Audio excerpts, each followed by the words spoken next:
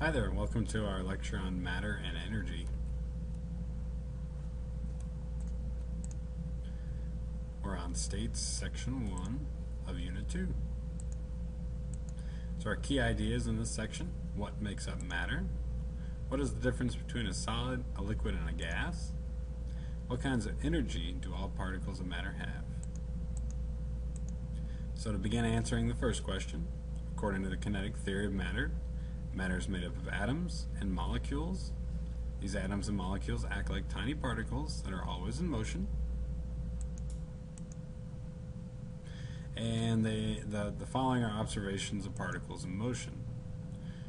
And these are kind of logical. So the more temperature that the substance has, the faster the particles move, which we can see that when we boil water. At the same temperature, so not changing the temperature but keeping the temperature constant, if we have bigger particles, they're going to move slower than less massive particles. And the kinetic theory helps to explain the differences between the three common states of matter: solid, liquids, and gases. So we can compare and look at how temperature affects these states of matter, how larger particles affect states of matter, and so on.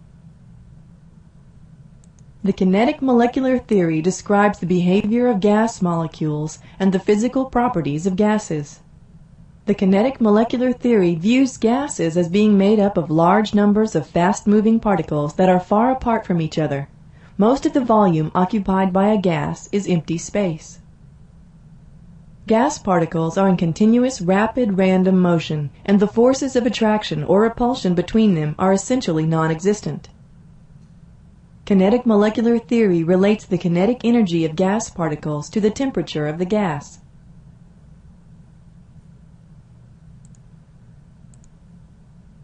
Our second question: what's the difference between a solid, liquid, and a gas? So we can classify matter as solid, liquid, or gas by determining whether the shape and volume are definite or variable. So we describe solids as having a definite shape and volume. We describe liquids as being able to change shape but not their volume. So they have a definite volume but not a definite shape, because we can pour it in different shaped containers and it'll take the shape of any one of those containers. And then gases can change both shape and volume, or in other words, they do not have a definite shape and not a definite volume. The term fluid, a non-solid state of matter in which the atoms or molecules are free to move past each other. And we can describe gases or liquids as a fluid because it's a non-solid state and these molecules are able to freely move. We do have another state of matter that we tend not to talk about a whole lot, plasma, which is the most common state of matter. And we define plasma that consists of free moving ions and electrons. So we can look a little more closely at these states of matter. So we look at the solid. Particles such as solid ice do not move fast enough to overcome the strong attraction between them. So they just kind of sit there and vibrate in place. So they are still moving, but there's not enough molecular motion there to really see that they're able to flow freely. Whereas a liquid, particles of a liquid move fast enough to overcome some of the attraction between the particles, so they're able to slide past each other and take the shape of the container they're in. And then gases, such as carbon dioxide in this drink, move fast enough to overcome nearly all the attraction between the particles, and they move independently of one another. Here's another visual I'm going to go ahead and play through. A solid has definite volume and definite shape. The particles of a solid vibrate in fixed positions and are held in place by strong, attractive forces between them.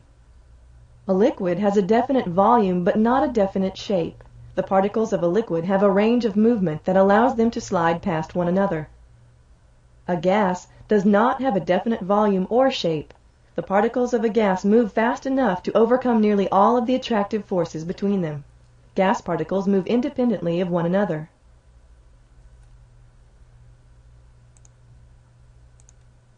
Our last and final question in this section: what kind of energy do all particles of matter have?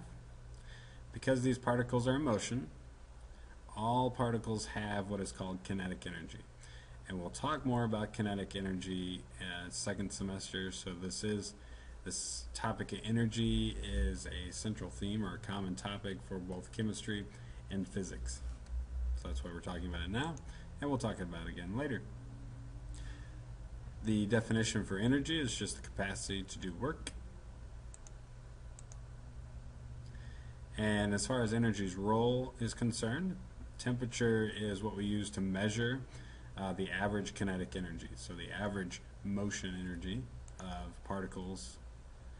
So we define temperature, a measure of how hot or cold something is, specifically a measure of the average kinetic energy of the particles in an object.